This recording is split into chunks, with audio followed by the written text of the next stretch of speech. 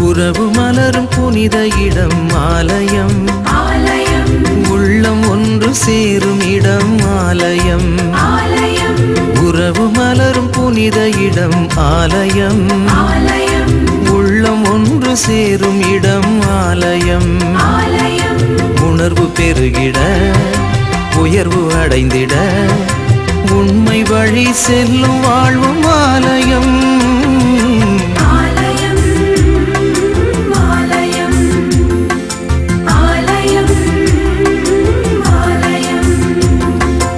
உறவு மலரும் புனித இடம் ஆலயம், உள்ளம் ஒன்று சேரும் இடம் ஆலயம்.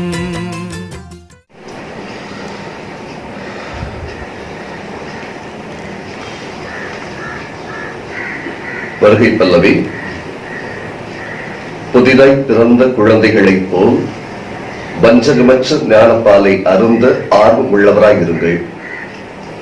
இதை அருந்துவதால் நீங்கள் மீட்பில் வளர்வீர்கள். அல்லேலூயா.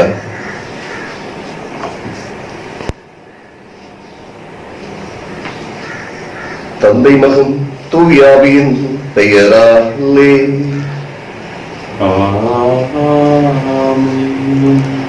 நம் ஆண்டவராகிய இயேசு கிறிஸ்துவின் கடவுளின் அன்பும் தூய ஆவியானவரின் நட்புறவும் உங்கள் அனைவரோடும் இருப்பதாக.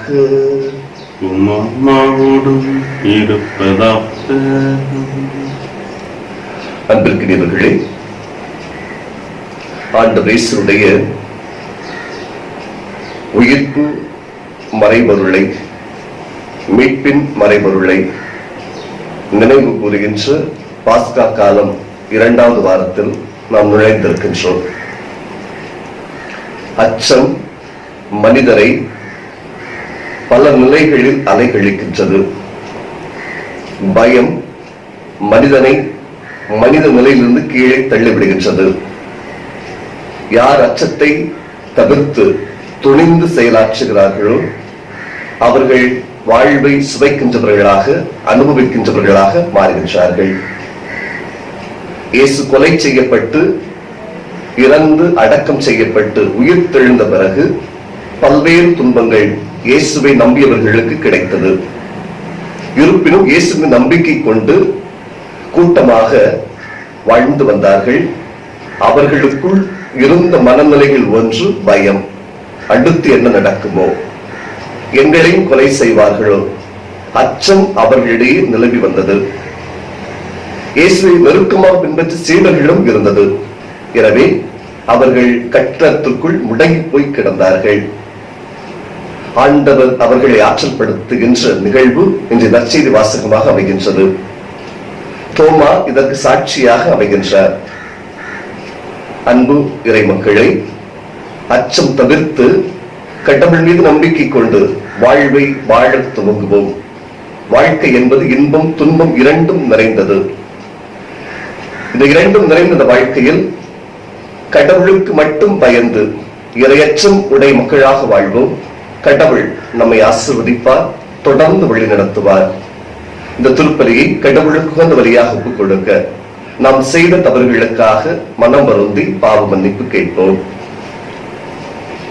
எல்லாம் வல்ல இறைவிடமும் சகோதர சகோதரிகளே உங்களிடமும் நான் பாகியன்று ஏற்றுக்கொள்கிறேன்.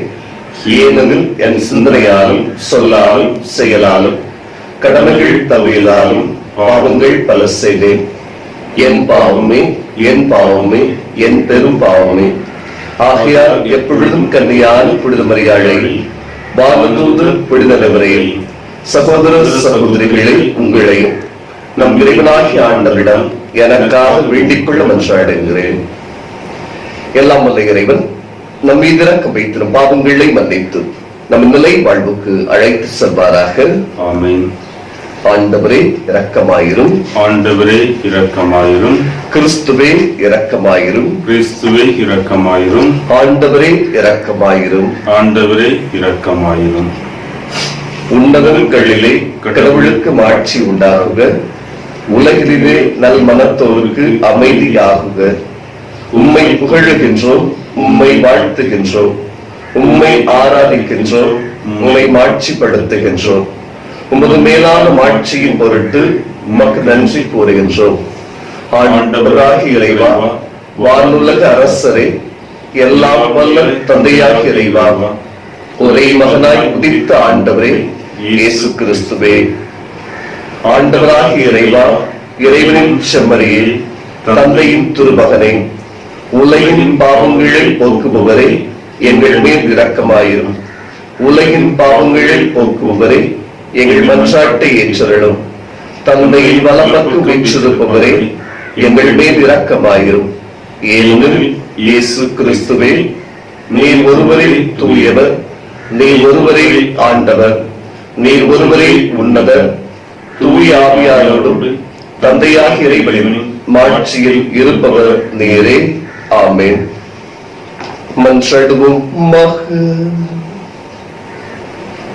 என்றென்றும் உள்ள இரக்கத்தின் இறைவா, மீண்டும் மீண்டும் நாங்கள் கொண்டாடும் பாஸ்கா விழாவில் உமக்கு அர்ப்பணிக்கப்பட்ட மக்களின் நம்பிக்கையினை தூண்டுகின்றே. நீர் வழங்கி வருளை பெருக்குகின்றே. இவ்வாறு திருமுழுக்கினால் நாங்கள் கழுவப்பட்டுள்ளதையும், தூய ஆவியாரால் நாங்கள் புதுப்பிறப்பு அடைந்துள்ளதையும், இரத்தத்தால் நாங்கள் மீட்கப்பட்டுள்ளதை நாங்கள் சரியான முறையில் அறிந்து புரிந்து கொள்ள செய்வீராக.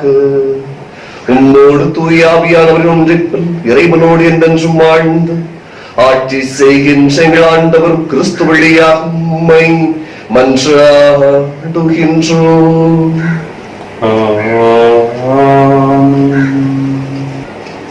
திருத்தூதர் பணியில் நூலிலிருந்து வாசகம். அதிகாரம் 2, இறைவார்த்தைகள் 42 முதல் 47 முடிய. அக்காலத்தில் திருமுழுக்கு பெற்றவர்கள் திருத்தூதர் கற்பித்தவற்றிலும் நட்புறவிலும் அப்பம் பிடுவதிலும் இறைவேண்டலிலும் உறுதியாய் நிலைத்திருந்தார்கள். மக்கள் அனைவரிடமும் அச்சம் நிலவியது. திருத்தூதர் வழியாக பல அருஞ்செயல்களும் அடையாளங்களும் நிகழ்ந்தன. நம்பிக்கை கொண்டோர் அனைவரும் ஒன்றாயிருந்தனர். எல்லா உடைமைகளையும் பொதுவாய் வைத்திருந்தனர். நிலபுலன்களும் பிற உடைமைகளும் உடையோர் அவற்றை விற்று அனைவருக்கும் அவரவர் தேவைகளுக்கேற்ப பகிர்ந்தளித்தனர். ஒவ்வொரு நாளும் அவர்கள் ஒரே மனத்தோடு கோவிலில் தவறாது கூடி வந்தார்கள். பேரு வகையோடும் எளிய உள்ளத்தோடும் வீடுகள் தோறும் அப்பத்தை பிட்டு உணவை பகிர்ந்து உண்டு வந்தார்கள். அவர்கள் கடவுளை போற்றி வந்தார்கள். எல்லா மக்களுடைய நல்லெண்ணத்தையும் பெற்றிருந்தார்கள். ஆண்டவரும் தாம் மீட்டுக் கொண்டவர்களை நாள்தோறும் அவர்களோடு சேர்த்துக் கொண்டே இருந்தார். இது ஆண்டவர் வழங்கும் அருள்வாக்கு. இறைவனுக்கு நன்றி. ஆண்டவருக்கு நன்றி செலுத்துங்கள், ஏனெனில் அவர் நல்லவர், என்றென்றும் உள்ளது அவரது பேரன்பு. ஆண்டவருக்கு நன்றி செலுத்துங்கள், ஏனெனில் அவர் நல்லவர், என்றென்றும் உள்ளது அவரது பேரன்பு. என்றென்றும் உள்ளது அவரது பேரன்பு என இஸ்ராயல் மக்கள் சாற்றுவார்களாக. என்றென்றும் உள்ளது அவரது பேரன்பு என ஆரோனின் குடும்பத்தார் சாற்றுவார்களாக. என்றென்றும் உள்ளது அவரது பேரன்பு என ஆண்டவருக்கு அஞ்சுவோர் அனைவரும் சாற்றுவார்களாக. பல்லவி. ஆண்டவருக்கு நன்றி செலுத்துங்கள், ஏனெனில் அவர் நல்லவர், என்றென்றும் உள்ளது அவரது பேரன்பு.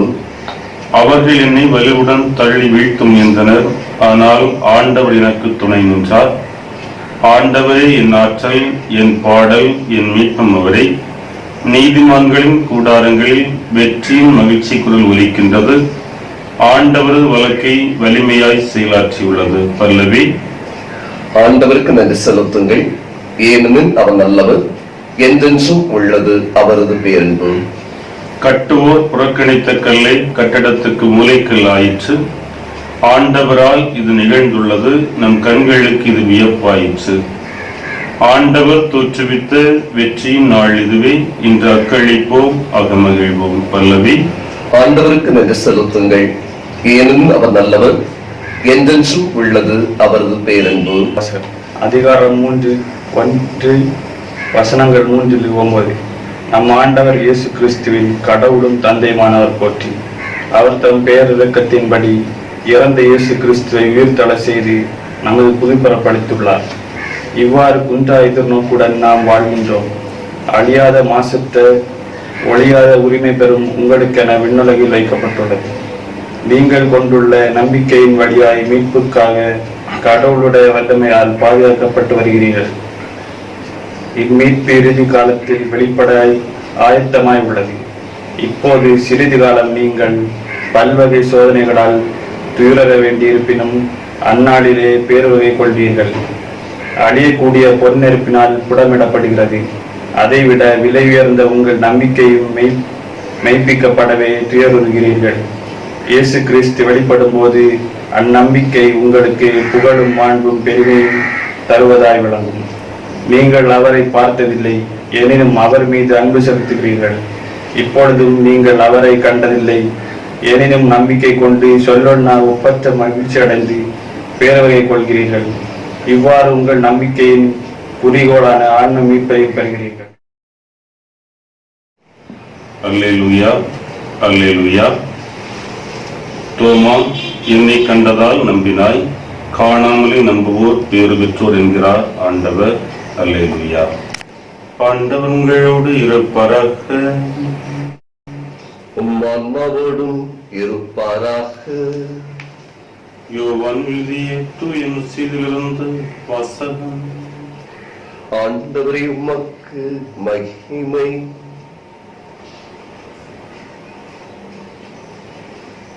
நூற்பிரிவு 20 இறை வார்த்தைகள் 19 முதல் 31 முடிய.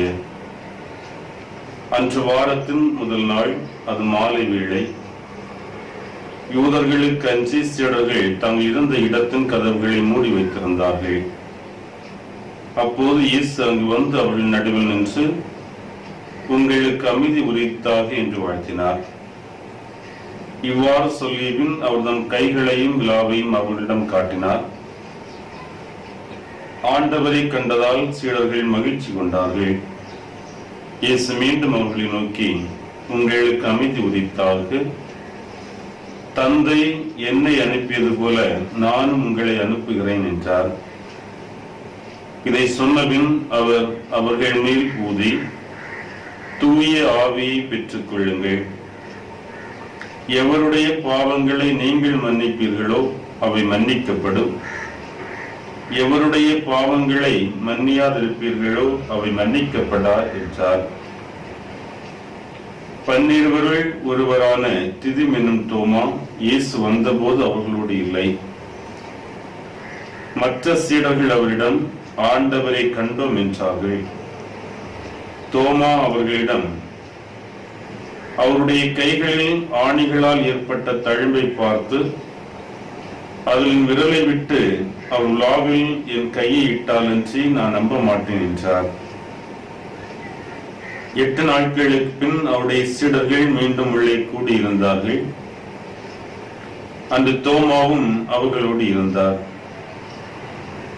கதவுகள் பூட்டப்பட்டிருந்தும் இயேசு உள்ளே வந்து அவர்கள் நடுவில் நின்று, உங்களுக்கு அமைதி உரித்தாக என்று வாழ்த்தினார்.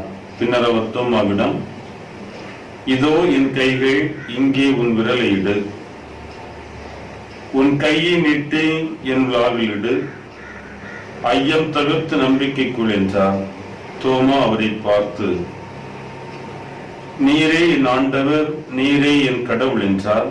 இயேசு அவரிடம், நீ என்னை கண்டதால் நம்பினாய், காணாமலே நம்புவோர் பேறு பெற்றோர் என்றார். வேறு பல அருமடையாளங்களையும் இயேசு தம் சீடர்கள் முன்னிலையில் செய்தார். அவையெல்லாம் இந்நூலில் எழுதப்படவில்லை.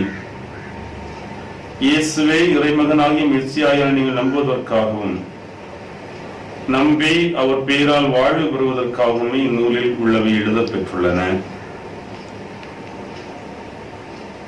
ஆண்டவரின் அருள்வாக்கு. கிறிஸ்துவே, உமக்கு புகழ்.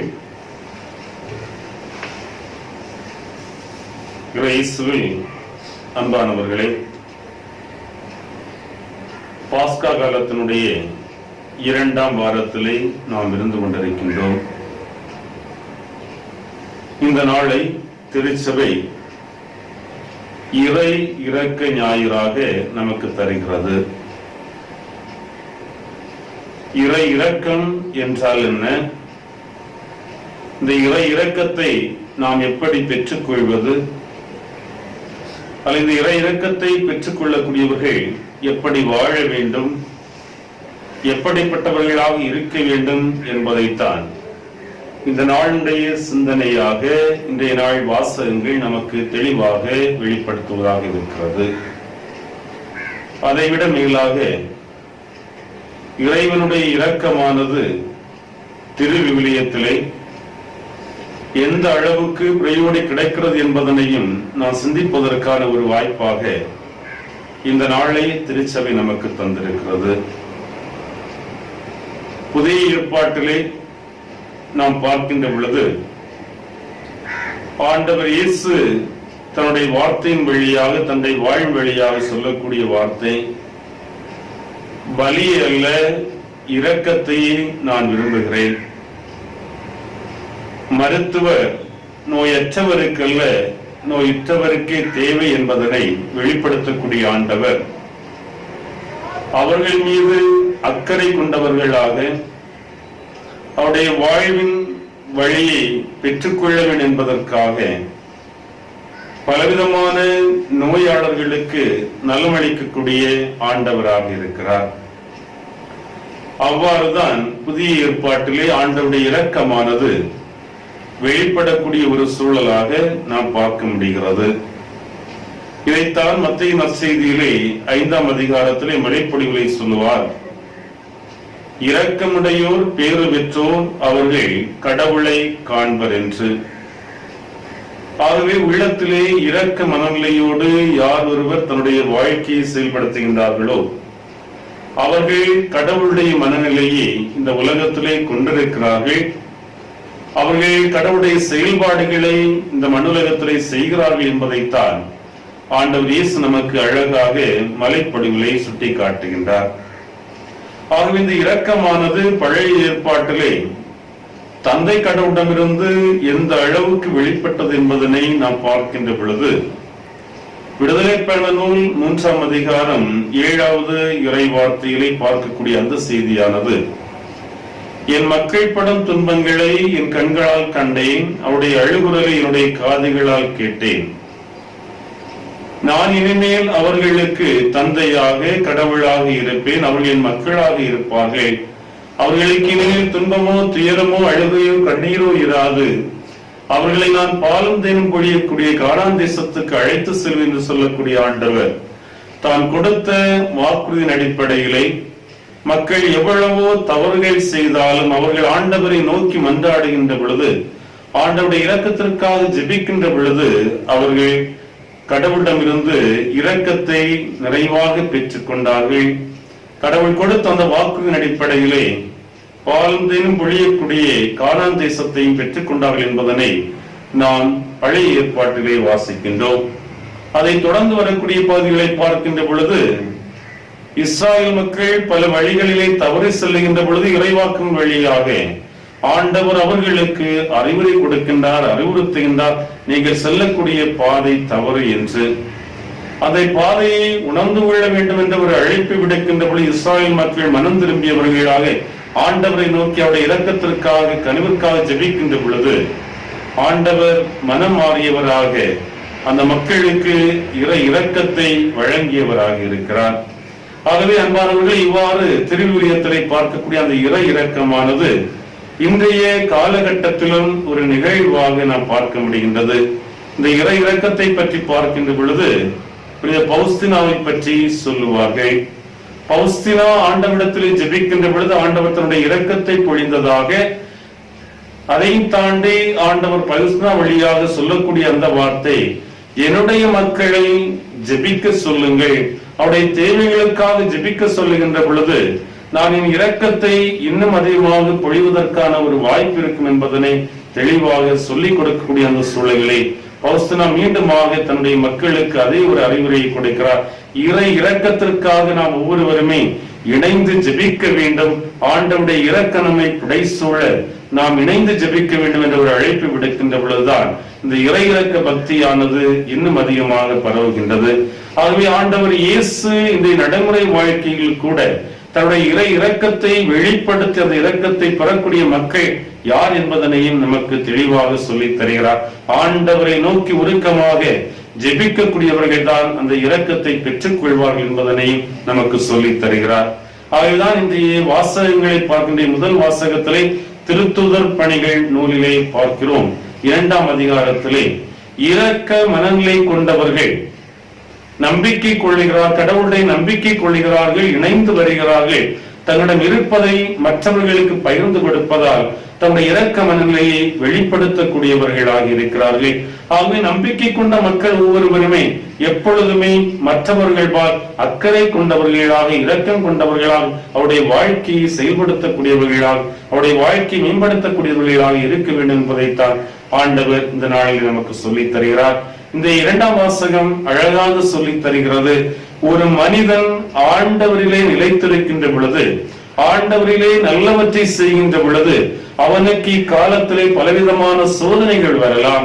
இந்த சோதனைகளை நாம் தாங்கி செல்லுகின்ற பொழுது ஆண்டவருடைய இரக்கம் வெளிப்படுகின்ற பொழுது அவன் ஆண்டவர் தரக்கூடிய வாழ்வை, மாட்சியை, மகிழ்வை பெற்றுக் கொள்வான் என்பதுதான் இந்த 2ஆம் வாசகத்திலே தூய பேதுரு தன்னுடைய முதல் கடிதம் வழியாக நமக்கு தருகிறார். ஆகவே ஆண்டவர்களை நிலைத்திருக்கக்கூடியவர்கள், ஆண்டவர்களை இணைந்திருக்கக்கூடியவர்கள், ஆண்டவருடைய நன்மைத்தனங்களை செய்யக்கூடியவர்கள் இரக்கம் மிக்கவர்களாக இருக்கிறார்கள், ஆண்டவருடைய இரக்கத்தை பெறக்கூடியவர்களாக இருக்கிறார்கள். ஒருவேளை இம்மையில் அவர்கள் சோதனைகளை சந்தித்தாலும், அவர்கள் உண்மையில் ஒருவேளை கலக்கத்தை சந்தித்தாலும், துன்பங்களை, துயரங்களை, வேதனைகளை சந்தித்தாலும் ஆண்டவர் சொல்லி இருக்கக்கூடிய அந்த ஒரு வார்த்தை, நீங்கள் எனக்காக, என்னுடைய வாழ்வுக்காக நான் காட்டிய வழியில் நடந்த துன்பங்களை சந்திக்கின்ற பொழுது என்னுடைய இரக்கம் உங்களை புடை சூழ்ந்து வரும், அதன் வழியாக நீங்கள் வாழ்வை பெற்றுக் கொள்வீர்கள். ஆகவேதான் இன்றைய திருத்தூதர்களுக்கு அவர் கட்டளையாக கொடுக்கிறார், நீங்கள் யாருடைய பாவங்களை மன்னிப்பீர்களோ அப்பொழுதுதான் உங்களுடைய பாவங்களும் மன்னிக்கப்படும். ஆகவே அன்பானவர்களே, நாம் மற்றவர்கள் இரக்கம் காட்டுகின்ற பொழுதுதான் அந்த இரக்கம் நாம் கடவுளிடமிருந்து பெற்றுக் கொள்ளக்கூடிய ஒரு இரக்கமாக இருக்க முடியும். அத்தகைய மனநிலை நம்மிலே உயிர்த்தெழ வேண்டும். அத்தகைய மனநிலையோடு நாம் வாழ வேண்டும். அதற்கான வரத்தை இந்த நாளிலே வேண்டுவோம். ஆமென்.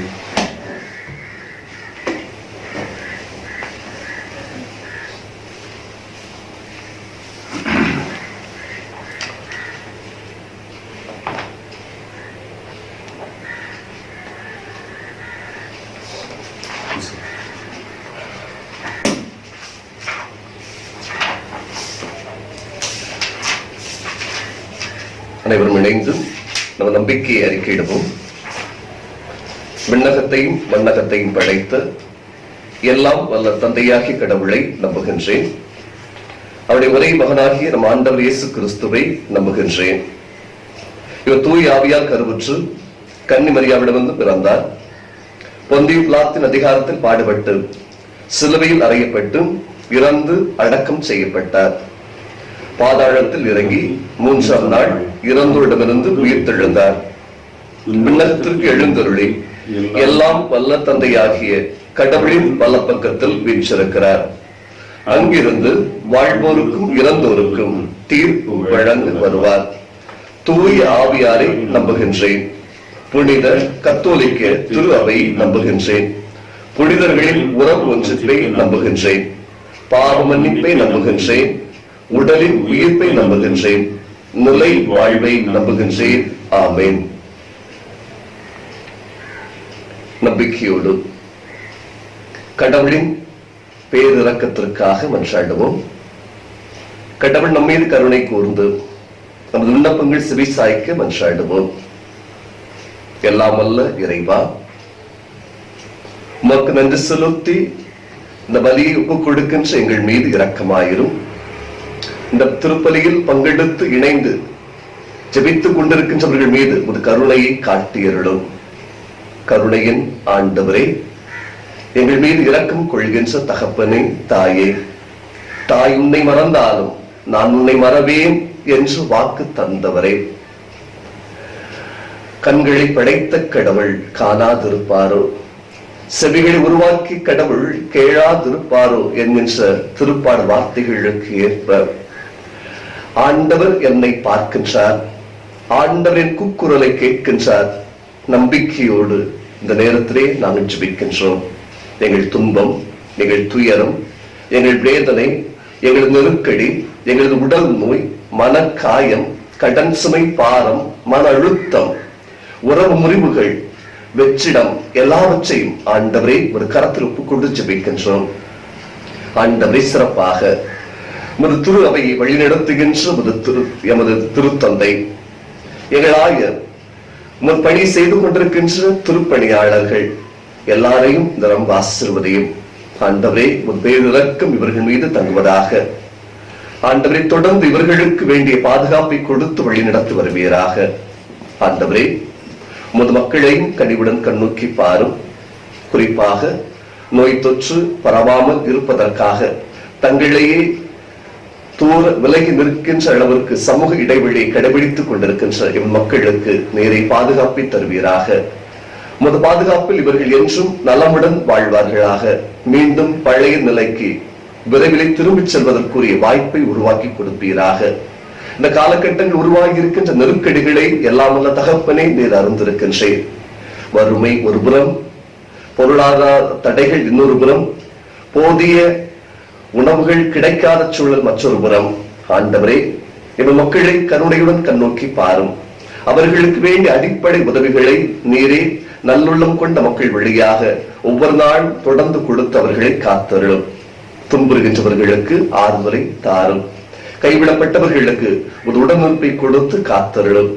இந்த நெருக்கடி காலகட்டங்களில் உதவி செய்ய நல்ல உள்ளங்கள் ஒவ்வொருவருக்கும் நீர் எமது ஆசீர்வாதம் தொடர்ந்து கொடுத்து அவர்களை தொடர்ந்து பாதுகாத்து வழிநடத்தி வாரும். இந்த திருப்பலியில் இணைந்து பங்கெடுத்து ஜெபித்துக் கொண்டிருக்கின்றவர்களுக்கு ஆண்டவரின் திருப்பலியின் பலனை, ஆசீர்வாதத்தை கொடுத்து எந்நாள் மகிழ்ச்சியோடு, நலமோடு, வளமோடு, நீரோடையோடு நடப்பட்ட மரம் போல் செழித்தோங்க அருள் புரிய வேண்டும் என்று எங்கள் ஆண்டவராக இயேசு கிறிஸ்து வழியாக மன்றாடுகிறோம். ஆமென்.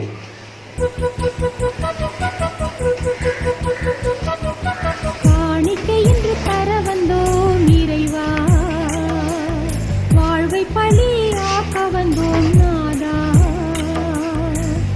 எம்மை பலியாக்கவே உம் பதம் வருகின்றோம், கனிவுடன் ஏற்றிடுவாயே கருணை தேவா. காணிக்கை என்று தர வந்தோம் இறைவா, வாழ்வை பலியாக்க வந்தோம் நாதா.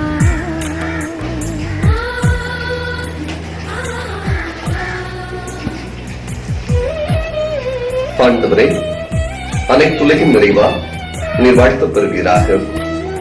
ஏனெனில் உமது வல்லமையில் இருந்து நாங்கள் இந்த அப்பத்தை பெற்றுள்ளோம். நிலத்தின் விளைவும் மனித உழைக்கும் பயிருமான இந்த அப்பத்தை ஒப்புக் கொடுக்கின்றோம். இது எங்களுக்கு வாழ்வழிக்கும் அப்பமாக மாறும். இறைவன் என்றென்றும் வாழ்த்து தருவாராக.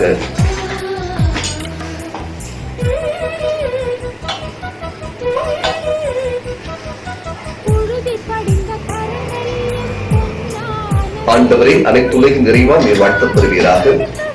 ஏனெனில் ஒரு வல்லமையில் இருந்து நாங்கள் ரசத்தை பெற்றுள்ளோம். திராட்சை செடியும் மனித உழைக்கும் பயிருமான அந்த ரசத்தை ஒப்புக் கொடுக்கின்றோம். இது எங்கள் ஆன்மீக பாரமாக மாறும். இறைவன் என்றென்றும் வாழ்த்து பெறுவாராக. ஆண்டவரை, தாழ்மையான மனமும் நொறுங்கிய உள்ளமும் கொண்ட எங்களை ஏற்றருளும். ஆண்டவரை இறைவா, நாங்கள் இன்று மொத்தத்திலும் ஒப்புக்கொள்ளுக்கும் திருப்பலி உமக்கு உகந்ததாக இருப்பதாக. ஆண்டவரே, எனது குற்றம் நீங்க என்னை கழுவியருளும், என் பாவத்திலிருந்து என்னை தூய்மையாக்கும். சகோதர சகோதரிகளை, உங்களுடையதும் என்னுடைய திருப்பலி எல்லாம் நல்ல தந்தையாக இறைவனுக்கு ஏற்றதாக விடிச்சுவியுங்கள். ஆண்டவர் தமது பேரின் புகழ்ச்சிக்காகவும் ஆட்சிக்காகவும் நமது நன்மைக்காகவும் திரு அவை அனைத்து நலன்களுக்காகவும் உமது கையிலிருந்து திருப்பலியை ஏற்றுக்கொள்வாராக. ஆண்டவரே, புதுப்பிறப்படைந்த மக்களின் காணிக்கைகளை ஏற்றுக்கொள்ளும் உம்மை வேண்டுகின்றோம். அதனால் உமது பெயர் அறிக்கையிடுவதினாலும் திருமுழுக்கினாலும் புதுப்பிக்கப்பட்ட இவர்கள் என்றென்றும் உள்ள பேச்சினை பெற்று கொள்வார்களாக. எங்கள் ஆண்டவராகிய இயேசு கிறிஸ்து வழியாக உம்மை மன்றாடுகின்றோம்.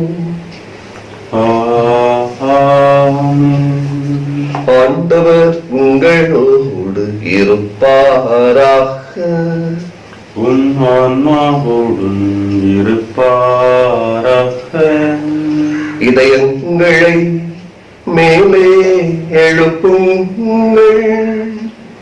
ஆண்டவரிடம் எழுப்பியுள்ளோம்.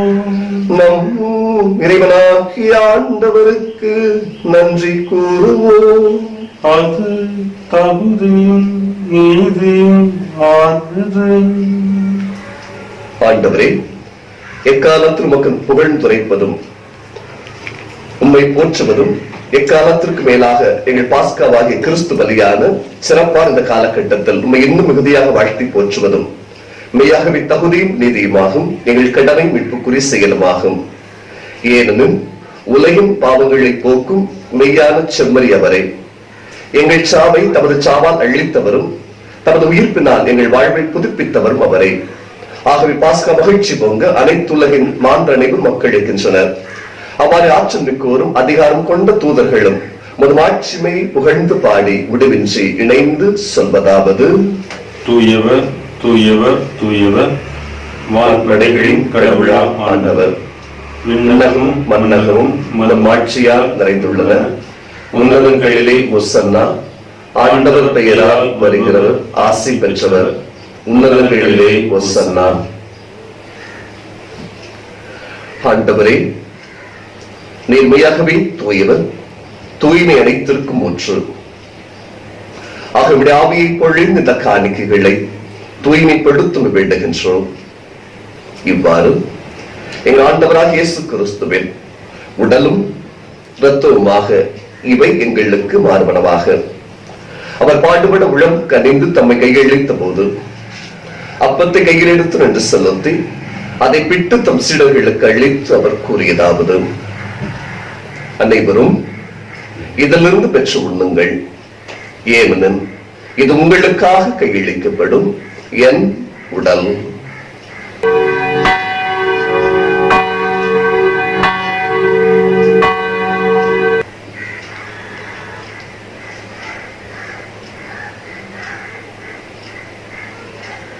அவ்வண்ணமே உணவருந்துவின் கிண்ணத்தை கையில் எடுத்து நின்று செலுத்தி தம் சீடர்களுக்கு அளித்து அவர் கூறியதாவது: அனைவரும் இதிலிருந்து பெற்று பருகுங்கள். ஏனெனும் இது புதிய நிலையான உடன்படிக்கைக்குரிய என் இரத்தத்தின் கிண்ணம். இது பாவ மன்னிப்புக்கென்று உங்களுக்காகவும் பலருக்காகவும் சிந்தப்படும். இதை என் நினைவாக செய்யுங்கள்.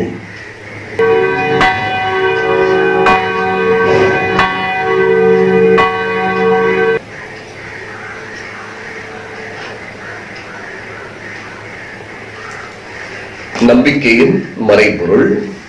ஆண்டவரை, நீர் வரும் அளவும் உமது இறப்பினை அறிக்கையிடுகின்றோம், உமது உயிர்ப்பினையும் எடுத்துரைக்கின்றோம். ஆகவே ஆண்டவரே, நாங்கள் கிறிஸ்துவின் இறப்பினையும் உயிர்ப்பினையும் நினைவு கூர்ந்து வாழ்வதும் அப்பத்தை மீட்பளிக்கின்ற கிண்ணத்தை உமக்கு ஒப்புக் கொடுக்கின்றோம். உமது திருமணம் நின்று உமக்கு ஊழியம் புரிய தகுந்தவர்களை நீங்கள் ஏற்றுக்கொண்டேன். எனவே உமக்கு நன்றி செலுத்துகின்றோம். மேலும் கிறிஸ்துவின் உடலிலும் இரத்தத்திலும் உள்கொள்ளும் எங்களை தூய ஆவியானவர் ஒன்று சேர்க்க வேண்டும் என உம்மை தாழ்மையுடன் மன்றாடுகின்றோம். ஆண்டவரை, உலகெங்கும் பரவி இருக்கும் அது திரு அவை நினைவு கூர்ந்தருளும். எங்கள் திருத்தந்தை பிரான்சிஸ், எங்கள் ஆயர் சூசை, எல்லா திருநிலையினர் ஆகிய அனைவரோடு திரு அவை அன்பில் நிறைவேற செய்தருளும். மேலும் உயிர்த்தெழும் எதிர்நோக்குடன் துயில்களும் எங்கள் சகோதர சகோதரிகளையும் இறந்தோர் அனைவரையும் இரக்கத்துடன் நினைவு கூர்ந்து திருமண உனின் உயிர்த்தெழும் எங்கள் அனைவர் மீதும் இரக்கமாயிரும். கடவுளின் கன்னி தாயான புனித மரியா, அவருடைய கணவரான புனித யோசேப்பு, புனித திருத்தூதர்கள், இவ்வுலகில் மக்கோந்தவராய் இருந்தோர் ஆகிய புனிதர் அனைவருடனும் நாங்கள் நிலை வாழ்வில் பங்கு கொள்ளும் தகுதி பெற்று உம் திருமகன் இயேசு கிறிஸ்து வழியாக உம்மை புகழ்ந்தேத்தும் வரமருள உம்மை மன்றாடுகின்றோம்.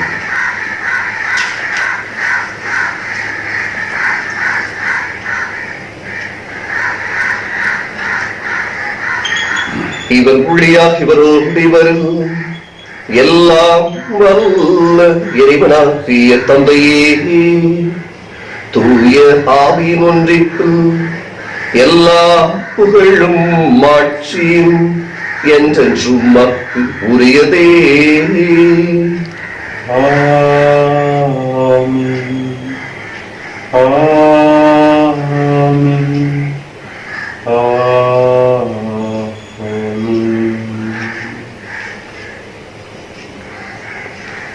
ஆண்டவர் இயேசு எல்லோருக்கும் சொல்லின ஜெபத்தை விண்ணக தந்தையிடம் நம்பிக்கையோடு ஜெபிப்போம். விண்ணுலகில் இருக்கின்ற எங்கள் தந்தையே, உமது பெயர் தூயது என போற்றப் பெறுக. உமது ஆட்சி வருக. உமது திருவிழம் விண்ணுலகில் நிறைவேறுவது போல மண்ணுலகில் நிறைவேறுக. எங்கள் அன்றாட உணவை இன்று எங்களுக்கு தாரும். எங்களுக்கு எதிராக குற்றம் செய்வோரை நாங்கள் மன்னிப்பது போல எங்கள் குற்றங்களையும் மன்னியும். எங்களை சோதனைக்கு உட்படுத்தாதையும் தீமையிலிருந்து எங்களை விடுவித்தருளும். ஆண்டவரே, தீமை அனைத்திலுமிருந்து எங்களை விடுவித்து எங்கள் வாழ்நாளில் அமைதியை கனிவுடன் அருளும் என்று அழைக்கிறோம். உமது இரக்கத்தின் உதவியா நாங்கள் பாவத்திலிருந்து எப்போது விடுதலை பெற்று யாதொரு கலக்கமும் என்று நலமாய் இருப்போமாக. நாங்கள் எதிர்நோக்கி இருக்கும் பேரின்பத்திற்காகவும் எவன் மீட்பராகிய இயேசு கிறிஸ்துவின் வருகைக்காகவும் காத்திருக்கின்றோம். ஏனெனில் ஆட்சியும் வல்லமையும் மாட்சியும் என்று உமதே. ஆண்டவரே இயேசு கிறிஸ்துவே, அமைதி உங்களுக்கு விட்டு செல்கிறேன், என் அமைதி உங்களுக்கு அளிக்கிறேன் என்று முத்திருத்துதர்களுக்கு விழுந்தீரேன். நாங்கள் செய்த பாவங்கள், எமது குற்றங்கள், எமது பலவீனங்கள் இவற்றை பாராமல் ஆண்டவரை முத்திருவை நம்பிக்கை கண்ணோக்கி முத்திருவள்ளத்திற்கு ஏற்ப அதற்கு அமைதி ஒற்றுமையை அழைத்துள்வீராக. என்றென்றும் வாழ்ந்து ஆட்சி செய்கின்றவர் நீரே. ஆமென். ஆண்டவருடைய சமாதானம் உங்களோடு என்றும் இருப்பதாக. உம்மாவோடும் இருப்பதாக. ஒருவர் மற்றவரோடும் அமைதியை பகிர்ந்து கொள்வோம். சமாதானம். சமாதானம். உலகின் பாவங்களை போக்கும் இறைவனின் செம்மறியே, எங்கள் மேல் இரக்கமாயிரும். உலகின் பாவங்களை போக்கும் இறைவனின் செம்மறியே, எங்கள் மேல் இரக்கமாயிரும். உலகின் பாவங்களை போக்கும் இறைவனின் செம்மறியே, எங்களுக்கு அமைதியை தந்தருளும்.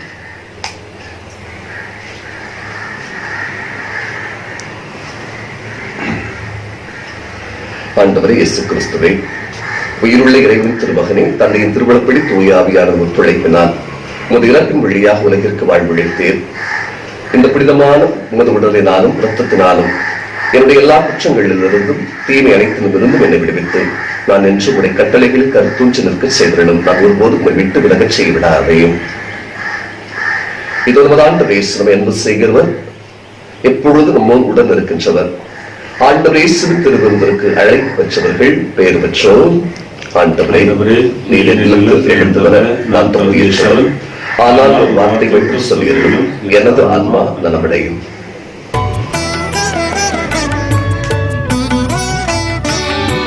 நெஞ்சத்தில் வா என் தெய்வமே, நீயாக நான் மாறவே.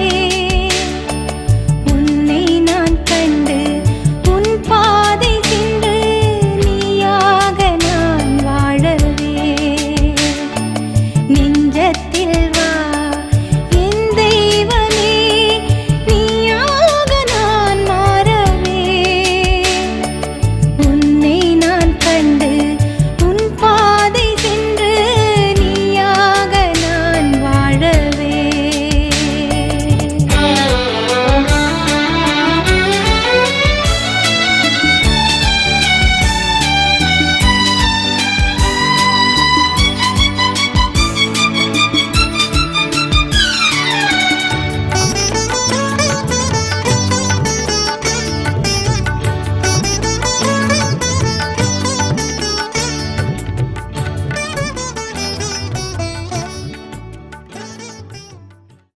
உன் கையை எடு, ஆணிகள் இருந்த இடத்தை கண்டறிவாய். ஐயம் தவிர்த்து நம்பிக்கை கொள். அல்லேலூயா. மன்றாடுவோம். எல்லாம் நல்ல இறைவா, பாஸ்கா அருளடையாளத்தை நாங்கள் பெற்றுக் கொண்டுள்ளோம்.